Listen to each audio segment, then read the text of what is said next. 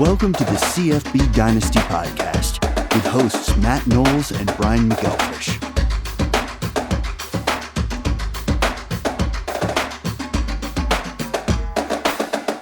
All right, everybody, how you doing out there? This is the CFB Dynasty Podcast. This is your host, Matt Knowles, alongside of CFB Dynasty creator, owner, founder, overlord. Over on this side, Mr. Brian McElfish. B-Mac, how are you doing today? How are you feeling after week one of the college football season and week one of the college fantasy season? Well, I had a great time in the swamp, obviously, with Florida pulling out a great game. I watched a ton of football, so I came back. Obviously, I watched the noon games, then drove up to Gainesville. The next day, I watched Alabama against Utah State. I watched Notre Dame, Ohio State game, and a few other games. And then we've got the nightcap there, Sunday night and Monday night. It was awesome. I caught a ton of football. How about you? So I was on the soccer field. My daughter was playing in a high-level soccer tournament. So I watched some of the games on my phone, sitting outside at 105-degree heat index. So that totally sucked.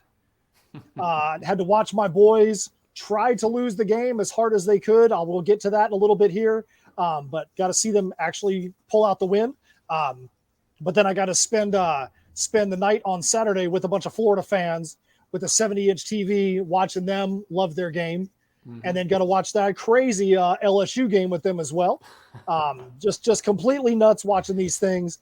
Got to watch a lot of games. Watched some of the Boise State games. Talk about a team that just underperformed. Like I could not believe how bad they were. I think I bet you that Bachmeier was probably the lowest ranked quarterback in college fantasy football this week. He was in the negatives. Yep. But overall it was good. My fantasy teams didn't exactly perform so well, but you know what? That's how it is in week one. Week 2, week 12, talk about complete crapshoots. It's a struggle every year not to overreact, but it is a real thing. Don't overreact to week 1 or week 2. You've got all these crazy mismatches. You've got teams that are playing against top-level teams. Like you got MAC teams that are going to blow up here in week 3 and 4 that are just struggling the first couple weeks. And it's just how it is. But I do want to overreact on a few things. We'll get to that in a minute. I'm telling you, there's a couple things I want to overreact to too. But yeah, like I said, I know we want to get down to it. I know that people want to get down to the information. So why don't we get right down to it? I know we got let's go back and let's recap some of our thoughts from week 1. So why don't you start? DJU, he's not it, man. At Clemson. I think Klubnik's going to end up winning that job. It's just not, there's no rhythm with the Clemson offense when you watch them. And it's kind of sad to see that with, the team that they have. Their D-line or defense in general is fantastic. Shipley out there, they kind of weren't as tough on the O-line as you would expect. And I think that's going to change because they have some great players. But Shipley's yards per carry wasn't great. They did mix in 3 running backs, which you kind of hate to see that as a fantasy guy. But how about you? What's something that stood out to you? Let me tell you about DJU. I feel for him because if you put him on a team that had a bad history with quarterbacks and you're like, oh, great, we have DJU, this is awesome. But you have like a generational college quarterback in Trevor Lawrence and you got to follow that up. Most of the time in college football, unless you're Alabama right now, most of the time in college football, that guy that comes after the generational quarterback doesn't fare so well, and it just unfortunately is DJU. Mm-hmm. So my big thing, the thing that drove me crazy this past week was how the ACC was just far too special. You got North Carolina State, Florida State. Every one of those teams had to either have special teams blunders or special teams stops at the end of the game to win a game. That's crazy. And you look at the opponents that they had other than FSU, they should have freaking crushed them. North Carolina, what are you doing giving up nearly 40 points to Appalachian State in a single quarter? What are you doing? Why are you returning an onside kick? All you need to do is down the ball, game over. These are the kind of things that are not going to get you to a college football playoff. I don't care how many teams are in the college football playoff. You got to be smarter than that. Yeah, that was rough. Oh my goodness. North Carolina in general, like their offense is fantastic for fantasy. You gotta love what you see out of Drake May and out of both of the freshman running backs. But dang, that defense is pretty terrible. But I think you go back to what you said earlier. Don't overreact. It's week one. I mean, they dropped a ton of points, but don't expect that they're going to be dropping 63 points every single week. If you're going to go out there and expect 63 points out of them and very pedestrian games out of their running game, that's probably not what North Carolina's offense is going to be. Right. Yeah. Hopefully they'll be able to improve that defense a bit. Another thing that stood out to me was just a reminder that O-lines can really kill your fantasy value. If you watch the LSU offense just struggle all night, like it doesn't seem too hopeful that they're going to have a great rushing attack this year. Sure, John Emory Jr.'s out, suspended still for the first few weeks, but they couldn't get anything going, and the quarterback there was running for his life the whole time. And for me, the effect was awful. I lucked out in our league with I had Boutte and Worthy, who were elite starts going into this week, and they probably combined for about 5 fantasy points if you're in a 1-point PPR league. It was insane. Yeah, they definitely did the same thing that Tillman did at Tennessee. I was expecting big things out of him, and just the ball just didn't go his way. Yep. But let's go back to Boutte. I know you got some feelings about Boutte and his post game actions. Let's talk about him. Well, first of all, during the broadcast, they kind of changed the way they pronounced his name to Boutte. And that's always frustrating. It's kind of like Romeo. We always called him Romeo Dubs when he was in college. And then in the NFL, he corrected it to Dobbs. And it's not spelled like that, and it's weird. Anyways, yeah, like he deleted all his stuff off Instagram, Twitter, whatever. You just don't know. It's just emotional things. Apparently a couple other LSU wide receivers did the same thing. And they're playing it off as if they're just all focused in now. So we'll see. It's one of those in fantasy. It's like, all right, do you bet on a bounce back? They're playing against a school they're going to crush this week. Well, if you have a terrible line, you might not crush anybody, but they should crush this week. So do you put Boutte in the starting lineup as a bounce back player, or do you kind of leave him on the bench? And that really just depends on how good your bench is. Yeah, I was going to say it's kind of hard to bench a guy that is an elite talent like that, even if he is acting a little dramatic. Right. Yeah, it's one of those that if you've got him, you spent a lot of draft capital on him, so you might need to play him depending on how big your league is. But something to watch for sure as we go into week 2 and kind of see if they can get some chemistry there. Like they're fighting on the sideline and not giving great effort, and it's new coach, and it's week 1 against a really good team, like a historically good team at least. Like weird to see that, but they definitely had a culture issue. That's why Brian Kelly's there. So I think they'll get it figured out, but I think their ceiling is pretty low this year at LSU. Another thing that stood out alongside Klubnik looking good, like Drew Aller looked really good when he came in for a series at Penn State. So I think those two quarterbacks are going to be, they're pretty locked into the future there of their schools. And Nick Singleton looked really good too. Another thing, let's see. Jalen Berger at Michigan State, like he pretty much seemed like he's the guy. Uncle Joe's going to complain about him because of the weird trade we had in the offseason, but he got great value from me for a 4th round pick getting Jalen Berger. So let's see. Another one would be like the game that I was at. Anthony Richardson, you can call it a homer. Not really. Like he looked great. No, Anthony Richardson looked great, and I'm not a homer, Anthony. You can say whatever you want. He looked really good, man. Yeah, and I listened to Always College Football or whatever, Greg McElroy's podcast, and he's kind of analogizing AR to Vince Young, and I thought that was pretty interesting.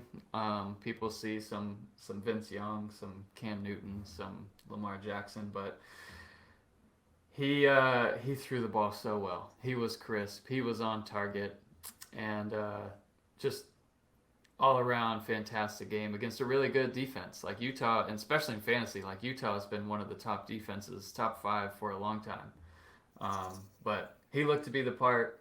What about Tay McWilliams? Did you see the Baylor game at all? Like I did not get to see it. I was out there, like I said, in the sun, so I missed that one completely.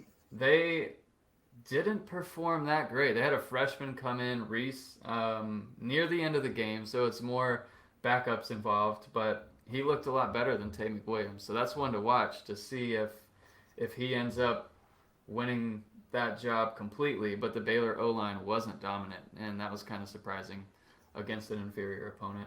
I'll tell you, one of the things we didn't put on the list that I definitely do want to mention is I definitely was a little bit bummed about the performance of Malachi Corley this week at Western Kentucky. Mm-hmm. But I think historically there is some precedent for what happened, and it all has to do with Hawaii.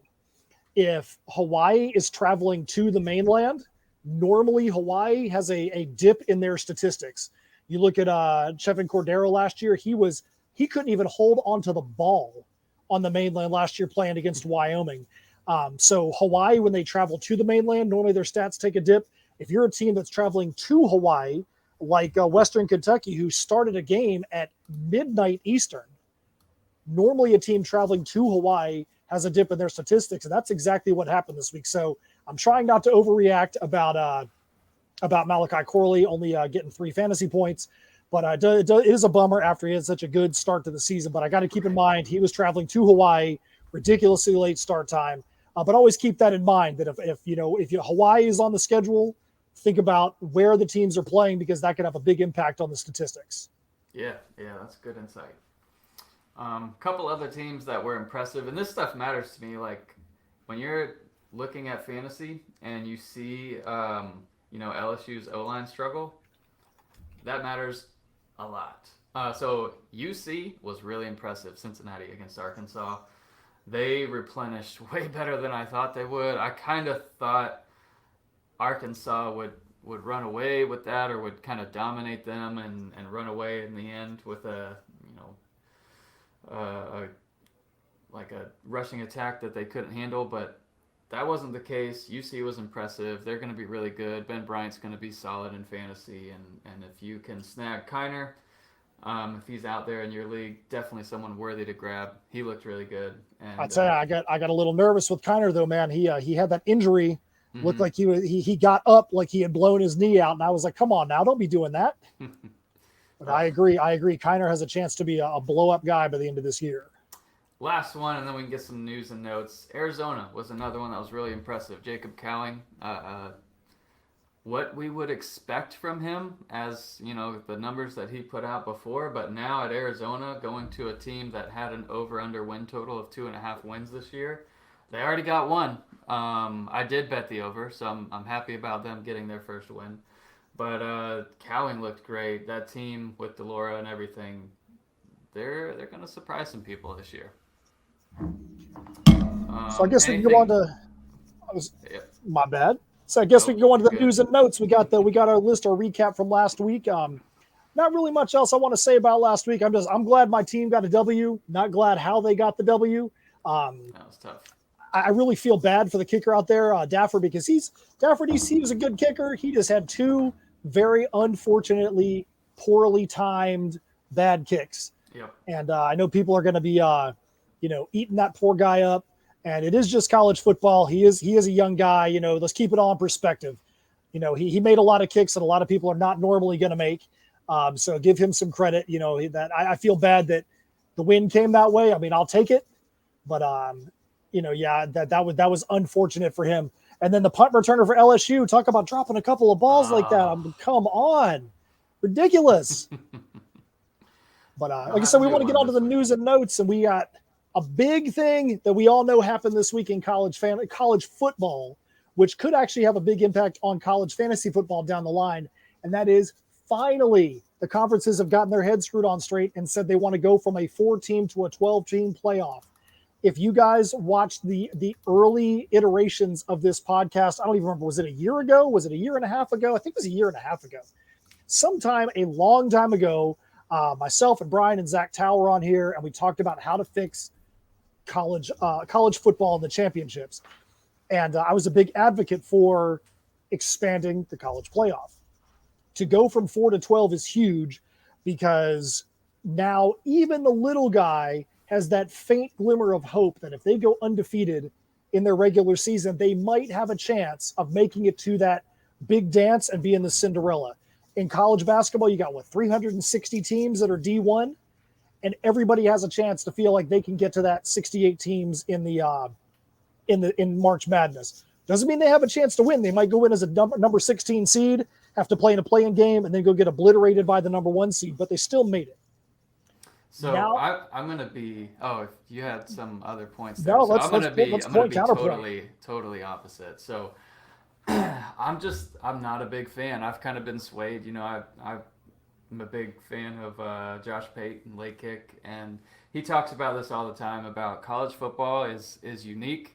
It's about Saturday. It's about, your team, your traditions, and it's about Saturdays in the fall. And that's like the peak of the season. And the cherry on top or whatever is the playoff. There's very few teams that can actually compete and win the title year in and year out. It's going to be fun. The playoff is going to be fun, and I will watch it, and it's going to be some great matchups.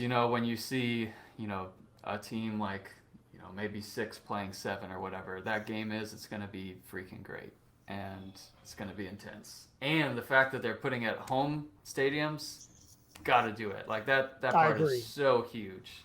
It's just different. Like if the game that I was at Saturday, Utah, Florida, if that was played in Dallas or Atlanta, it wouldn't have been as fun at all. Like you've got your unique games that are great. Obviously Texas, Oklahoma is great how it is. Florida, Georgia is great how it is. But yeah, I don't want the regular season to ever get watered down. That's what I don't want to have happen. Well, and I agree with you on that. I just think that being in the Southeast, which we both are, that teams from our conferences are always going to have a chance to be represented. And it doesn't matter who it is. There's always going to be somebody from the SEC or the ACC, Big Ten, even though it's not our area. They're always going to have a chance to get there.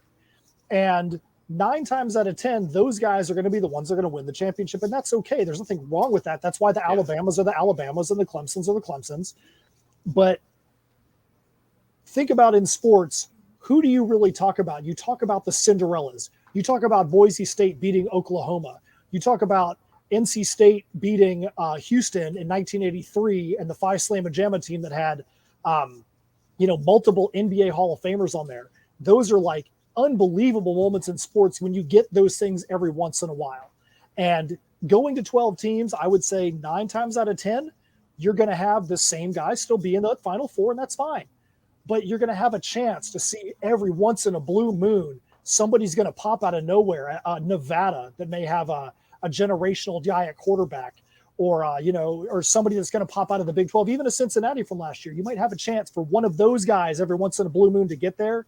And I think that's going to help recruiting. I think that's going to help the transfer portal, because people know that no matter where they go, they're still going to have that shot if they really do good and everything falls in place to get to that end goal.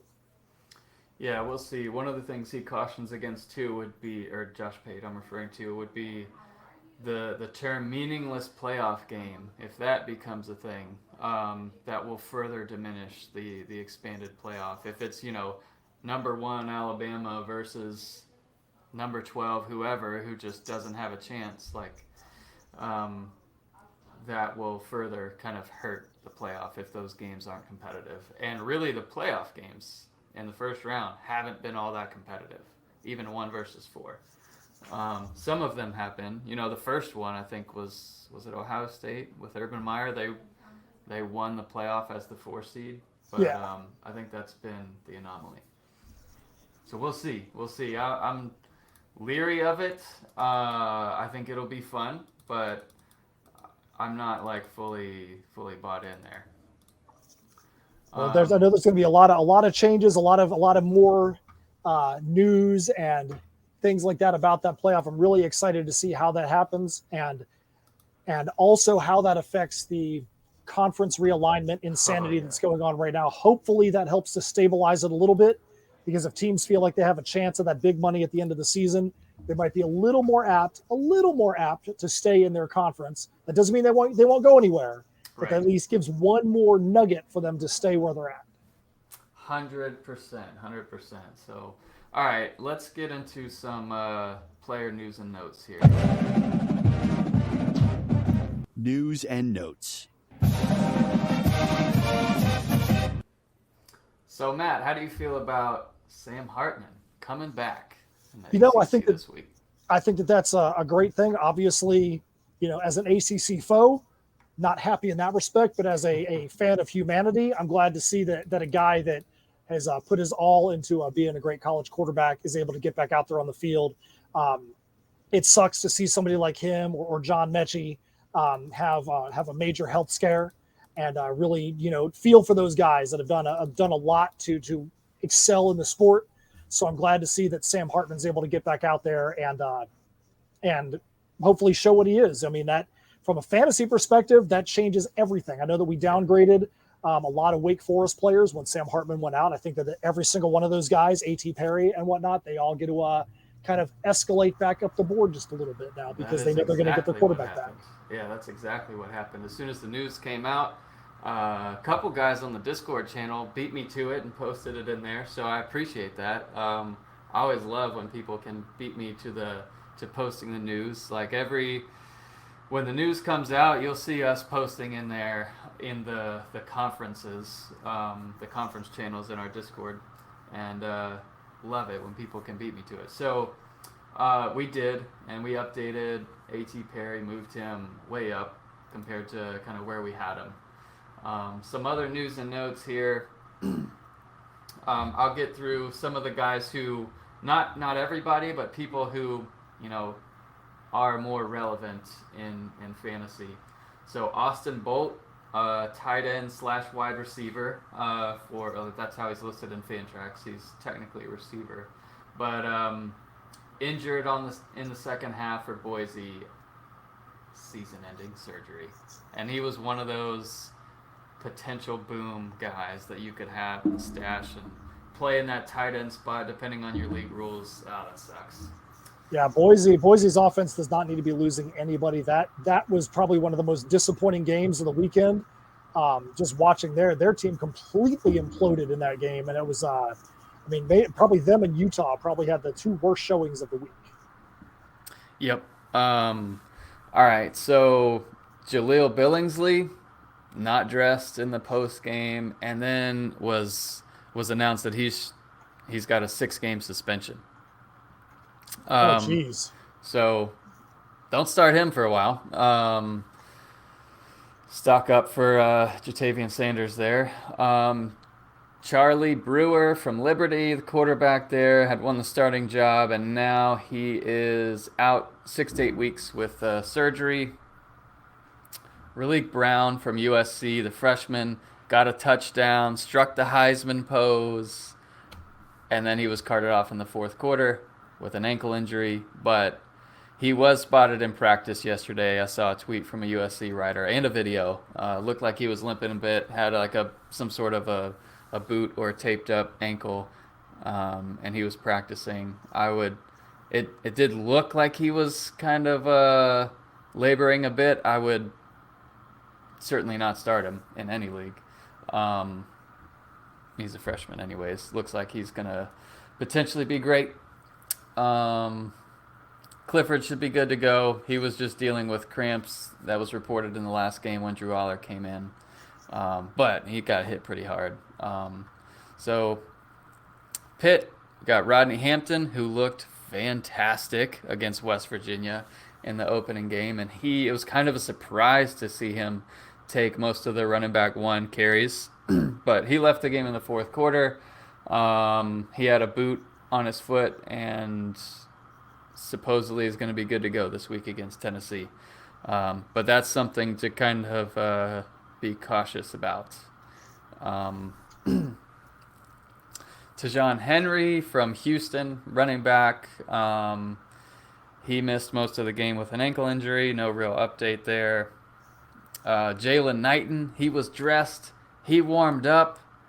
And then after kickoff, you could see he was not in uniform. And apparently he's dealing with some sort of injury, held out as a precaution. And if that's the case, then Miami's got an outmatched opponent this week that maybe that'll happen again. So little concern there with Knighton, but we'll see. Ryan Montgomery, running back, Cincinnati, went to the locker room in the second quarter. He was ruled out, so Kiner, stock up there for Kiner. Chandler Morris, TCU, quarterback, so he left the game in the third quarter. Briefly stayed in, went to the trainer's table, and just had a tweak in the knee. Not sure if he's going to be ready to go for the next game or not. Puka Nacua, wide receiver, BYU. He ended up, after taking a pretty bad hit, he went to the locker room, came back out, no pads. He had crutches. They say, though, he could have returned, and x-rays were good. So we'll see if he's ready to go this week. Tyler Shuck, Texas Tech, he is going to be out for at least a couple games after an injury from the first quarter, and Donovan took over, and he's going to be the starter for now. Definitely worth a waiver wire pickup if you can grab him. Jackson Smith and Jigba left the game against Notre Dame and briefly re-entered the game, but then he basically wasn't able to actually run or play well. Hopeful for this week, but not quite sure there. Buka really had the most catches, most touches, most targets, and stock up Buka, especially if you're looking for a DFS guy if Smith and Jigba is out. And then Sean Tucker for Syracuse. He left the game in the second quarter, and then he was able to return, and he said nothing major. Should be good to go fully this week. But that's about everything. Anything else that you wanted to note there? Yeah, just a couple of quick notes. If you're somebody that's got LSU's defense that you decide you want to play, LSU had a couple of interesting situations that happened this week. You have their defensive lineman celebrating a tackle, blows his ACL, and he's out for the year. That's ridiculous. And then you have probably one of the dirtiest helmet-to-helmet plays I have ever seen with Ali Gay on Florida State's quarterback. That was ridiculous. He launched himself straight up into the quarterback. He's going to have who's talking out here?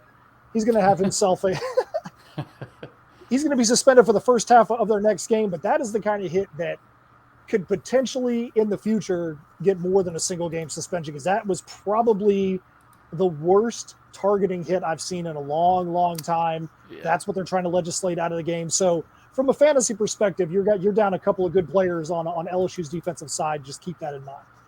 Yep, 100%. Yep. Trent Penix, who is NC State starting H-back, out 4 to 6 weeks with an arm injury.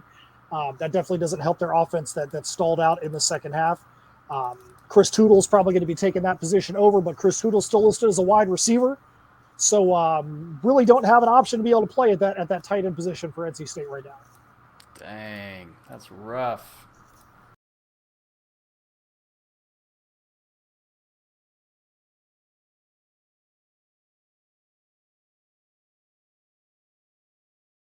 All right, everybody. Now it is time for what you guys have been waiting for. It is the Week 2 rankings. On this podcast, we're going to go over the top 5 at a couple of positions, and then we'll talk about a couple of other players that may have slipped through the cracks. We'll look at some waiver wire gems. And don't forget, we will also get to the Week 2 B-Max Brisket Lock, that new segment that everybody's out there really excited about. B-Max Brisket Lock. We got to get some Brisket Lock shirts out there, man. We got to do something for the Brisket Lock. Anyways, after that little technical difficulty we had, that when you guys see this, we're going to cut that whole section out. You guys have no idea how long that this break just was. You're going to think it was 1 second, but trust me, it wasn't. So BMAC, let's go to those college fantasy rankings that are listed right now for subscribers on cfbdynasty.com. Yep. What you got? Yep. If you're following us on YouTube, you'll be able to see it. You'll probably see more than the top 5 because we'll be scrolling through it. But first at quarterback, and you know, part of the rankings is just how confident you are that they're going to do well. And I couldn't be more confident than Bryce Young for Alabama at Texas. Texas is going to get Bama's best shot. It's a huge spread of 20.5 points right now. And so that puts the final score around 38-17. I think it's going to be worse than that, honestly. I think Bryce Young is just going to torch Texas. Number 2, we've got Hendon Hooker at Pitt. And Tennessee, man, their offense has turned it around in a hurry. They're so good, so consistent. Bryce Young, by the way, had 53.8 fantasy points in week 1 against Utah State. I would not be surprised if he mimicked that performance against Texas. So Hendon Hooker had 34 last week and has a much tougher opponent. This is a really big game at Pitt. Tennessee's favored by a touchdown with the over-under being 65.5. So it's going to be a shootout. Pitt's going to try and run the ball. You know, with the spread, it looks like it's going to be around 37-30. Going to be a fun game, and that's a 3:30 game at Pitt. I think that's a good example for those people that are out there having the overreactions about week 1. Tennessee was not playing a very good opponent in week 1. Hendon Hooker didn't have to do a whole lot. Yep. Now you come out against a tougher opponent. He's probably going to have a better statistical day because he's going to have to actually have a lot more of that game on his shoulders. That's probably going to help out somebody like Tillman. So, yeah, I'm really interested to see where that game goes, Tennessee at Pitt. Number 3, we've got Will Rogers, Mississippi State. It's at Arizona, so it's going to be a better game than people think. The spread for this SEC team going at Pac-12 Arizona is only 10.5. So Will Rogers with 44 last week. The over-under 62. It's going to be a shootout. Really similar score projection for as compared to the Tennessee Pitt game. So it's going to be like 36-26-ish. Going to be a good one, a fun one. At number 4, I've got a bounce back player, CJ Stroud for Ohio State. They get Arkansas State, and their timing was off. There's no question about it. Notre Dame did a great job. They were really good defensively and had a great plan. But with Jackson Smith and Jigba going out early in the game, new receivers stepping in, their timing was a little off. I'm sure it's going to be on point, certainly by October, November. But I think you're going to start to see it this week against Arkansas. They're going to want to get that confidence rolling along again with the offense. So I think they're going to put up some big points. There's no spread on this game. It's going to be a total bloodbath for Ohio State. Absolutely. Absolutely. And then number 5, I've got Caleb Williams for USC at Stanford. This one's a little riskier. It's got a big spread. USC is favored by 9. So the projected score based on the over-under and the spread would be USC 37 and Stanford 28. But it's at Stanford, night game. Stanford's going to try and run the ball with Emmitt Smith's kid, E.J. Smith. So a little bit concerned there with Caleb Williams, but you know, statistically speaking, he's going to be a fantastic start this week for USC. And normally we only go over the top 5 at a position just for timing purposes, but I think that 2 of the next 3 guys on the rankings are very interesting. You got Drake May from UNC playing, at Georgia State. After the game that North Carolina just had this past week, who the heck knows what's going to happen? I think that's probably going to be the biggest question. Is he going to put up huge numbers again, or are they going to actually be able to go out there and handle an opponent this week? Yep. And then your number 8, we talked about him earlier. You got Sam Hartman jumping all the way back up to number 8 in the rankings, coming in against a Vanderbilt team that scored 60-plus points in week 0. So that's going to be interesting to see if he's able to come back off of this health scare that he had and be able to jump right back in and perform at that kind of level. So it's really interesting to see up through that top 8 how those guys perform. Yeah, and if for whatever reason you're really struggling at quarterback and you need to try and pick someone up to cover you for a couple weeks, we've got Donovan Smith from Texas Tech. We mentioned him earlier. He'll be starting this week against Houston. That'll be a big game. And then my brisket lock, we'll get to it. That's another quarterback as well. I did include some not ranked players. So these are players that might be like sort of next up, but not really ranked. They'll come in handy for DFS rankings when we put them out a little bit later this week. At running back, we've got a guy that was on the injury report last week, but he is vital to this new look Syracuse offense, Sean Tucker. He's not only is he going to get a bunch of touches on the ground, he's going to be one of their premier targets as a receiver. So, man, if you're looking at 6 to 10 extra catches for a running back of his caliber, that's killer for fantasy. Syracuse is at UConn. He put up 33 last week. Syracuse is favored by 22. Expect a big game out of Tucker. Yeah, you got Lou Nichols at number 2. I think that playing to South Alabama at home, and after Central Michigan's performance in week 1, showing they could hang with the big dogs, this could be a massive, massive game for Lou Nichols. If they come out and play like they did in week 1, that they're probably, I would say, probably one of the most impressive teams for me in week 1 because how they hung around. They could have let that game get away from them. They could have just folded the tents and just been like, yeah, we're going to get our butts kicked. Let's take our money and run. And they put a scare out there, man. They scored a lot of points in the second half. So we'll see if Central Michigan is going to be able to turn that into a victory and some more points against a lesser opponent in South Alabama in week 2. Yeah, absolutely. And you know what? Disappointments, we didn't talk about them, but holy crap, Malik Cunningham. What happened with Louisville? He's not even ranked right now in terms of starts. He had 3 fantasy points. I had a really good DFS lineup with him on it that would have been elite and won a lot more money if he had put up anything close to his average. But yeah, that was awful. Yeah, we did not talk about disappointments. I'll throw a quick one out there too. Iowa, what in the world? Scoring 7 points on a field goal and 2 safeties? Come on, man. I'm like, that was it the first time in 25 years? I mean, and correct me if I'm wrong. I'm sorry if I didn't get the number right. But first time in a long, long time that a college football team scored 7 points without it being a touchdown. Mm-hmm. They're getting roasted on social media as well. They should. But for them to have to get a field goal and 2 safeties to win that game, that's just silly.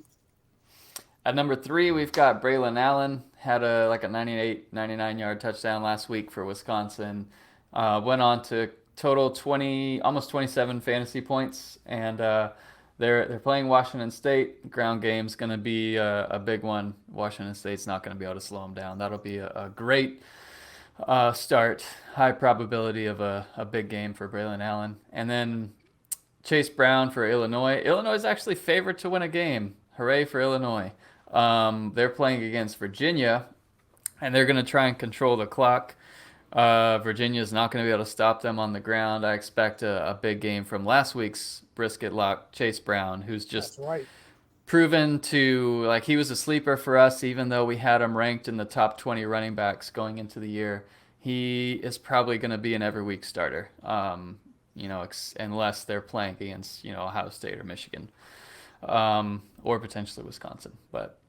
And then RB5 didn't even score a touchdown, only scored 10 points last week, but Jahmyr Gibbs is going to get featured against Texas. So I expect him to just crush it this week. All right, at receiver, let's go with number 1. Why don't you introduce us? All right, number one receiver. I was high on him in the preseason. I picked him up in every draft that I'm in. I love looking at the guys that are on the little guys. James Madison, the most recent team going from FCS to FBS. James Madison was a solid FCS school.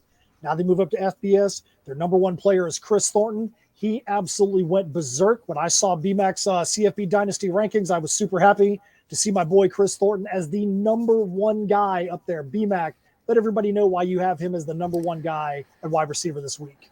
Bunch of targets, 12 touches, a lot of yards. He's going to get their deep shots. He's going to be their main guy. And they've got a good offense. And they're playing against an outmatched opponent this week. So he had 39.5 fantasy points in week 1.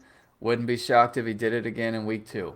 And this is a team that's having to prove themselves. They're not, hey, we got to go rest our starters. That's a team, hey, we just first year in FBS. We got to show people what we're about and try and get some national attention so they can start getting some press. So he's probably going to be playing full games. Yep, 100% agree. At number 2, I've got Jermaine Burton. It's probably my favorite stack of the week this week would be Bryce Young to Jermaine Burton. But, he had a couple touchdowns, and that's all fine. Couple short touchdowns and a few catches, but 18 fantasy points last week.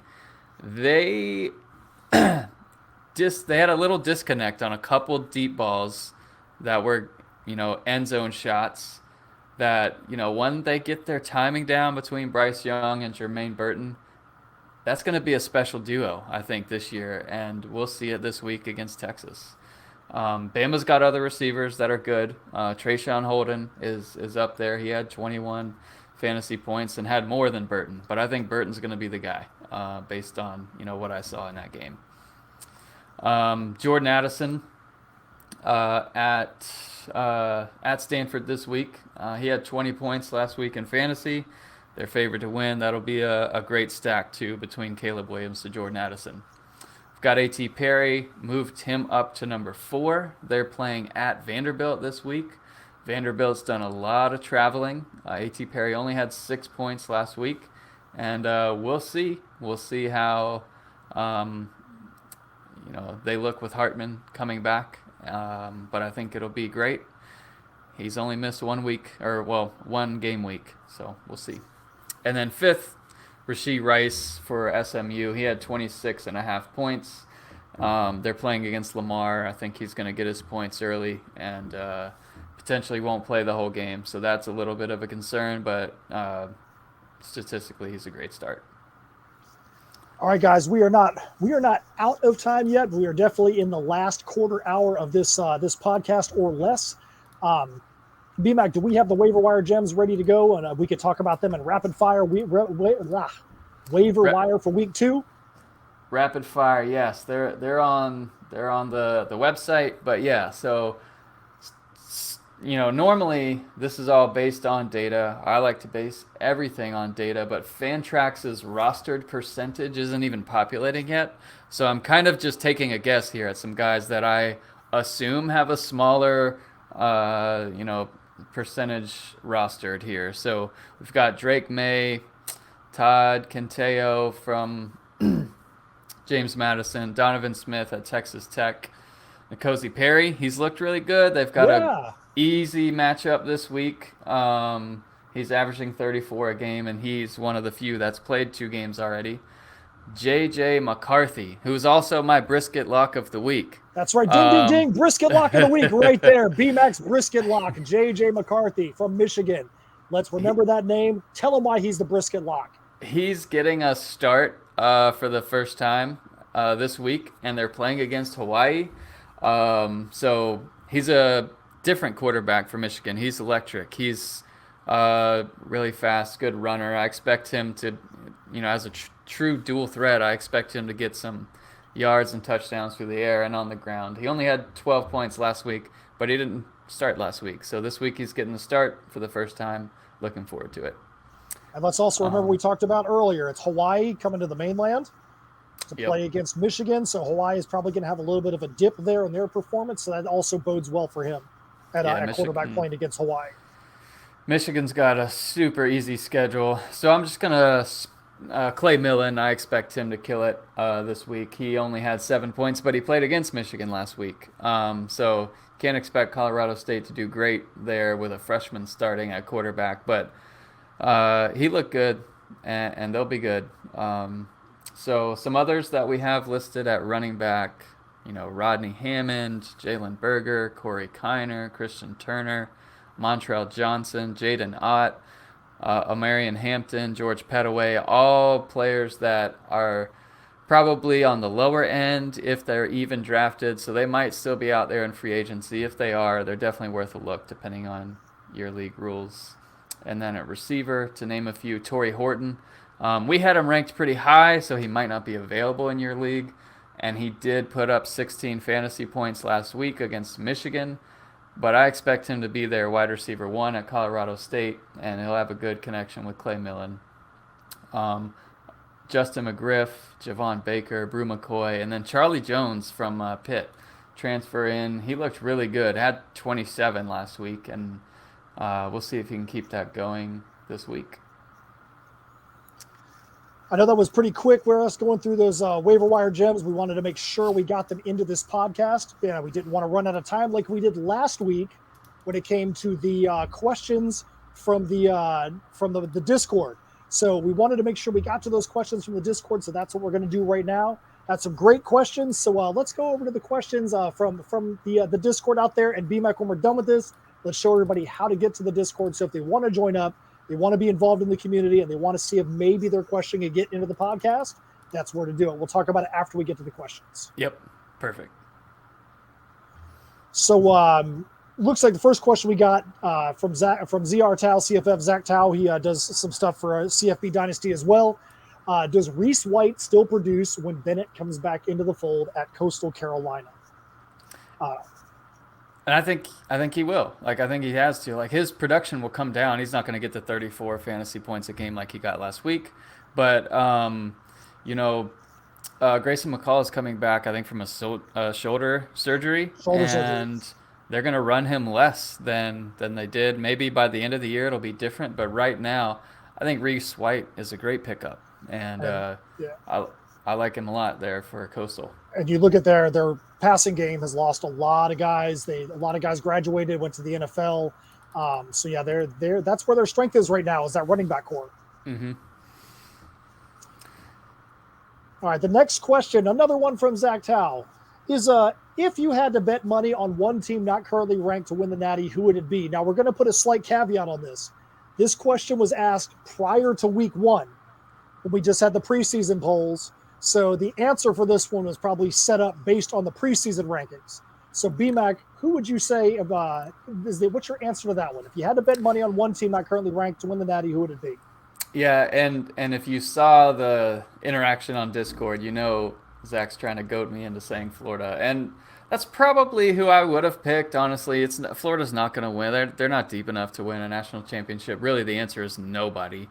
But yeah, if I had to pick somebody in the preseason, it would have outside of the top 25. So you're looking at, I think Tennessee potentially was outside the top 25 in the AP, just barely.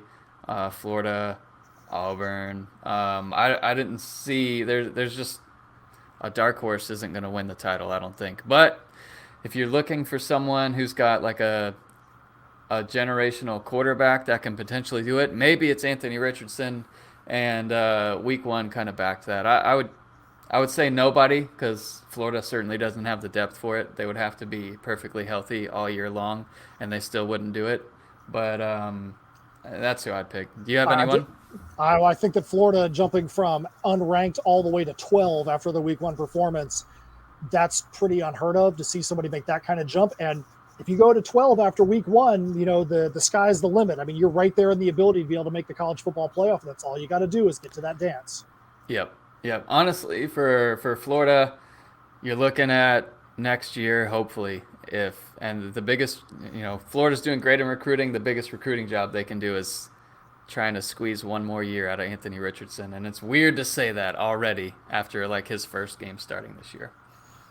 All right, next question here. So Rebel Nut on the Discord says, who are your biggest potential flops this year? He asked for 3 at a position. We're just going to give overall, who are some of your biggest flops you think flop potential?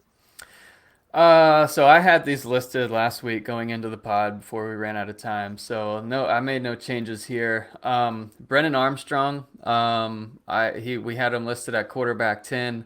There's a propensity for him to not perform at that level because of the O-line. They lost 6 of their top 6 offensive linemen. And that's really hard to replace. And you see, if you watch the LSU game, you see how dramatic of an effect it has on the whole team and an inability to move the ball. And then I also listed Jackson Dart, who I also own him in a few leagues, and I'm pulling for him. He looked so good at USC, but just hasn't looked great at Ole Miss yet. Week 1 didn't really help out a ton. So Jackson Dart we had at QB 14 going into the year. I'm worried about him there, honestly. At running back, I listed Jeriel Brock from Iowa State. Just want to see how good that offense does with all the pieces that they lost, and if he's going to actually maintain the starting job. They've got Cartavius Norton there and another freshman who are going to get some good touches, and we'll see if they beat out Brock. And then I've got a few at receiver, so it's Tavian Wix, with UVA, just because of the Brennan Armstrong thing. We've talked about that. Penn State wide receivers in general, I don't know if someone's going to take on that Jahan Dotson role and be that guy, or if those top 2 guys will kind of go back and forth in fantasy. If they do, that's going to suck. And then USC receivers that aren't Jordan Addison, like Addison is going to be the guy. He was the Blitnikoff winner. He's super good. Is Mario Williams going to be consistent enough in fantasy at wide receiver 2 unless you're in best ball? And all those other, star players that they have at receiver, just don't see it happening. And I think Addison will be the number 1 guy.